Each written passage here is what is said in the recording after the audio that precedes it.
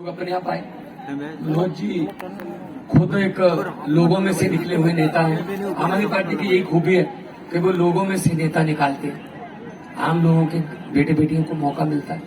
मनोज जी अगर सब कुछ ठीक रहा जिस तरीके से चल रहा है तो मनोज जी 4 जून को देश की पार्लियामेंट जो सबसे बड़ी पंचायत कही जाती है उसकी सीढ़ियों पर चढ़ेंगे।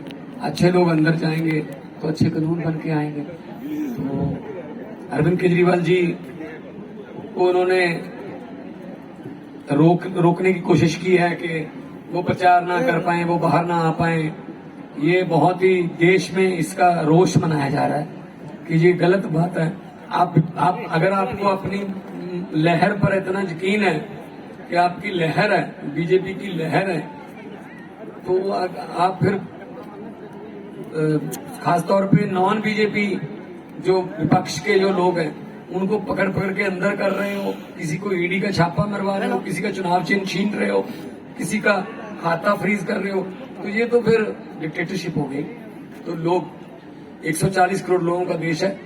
असम के लोग, असम और पंजाब का कल्चर बहुत मिलता है।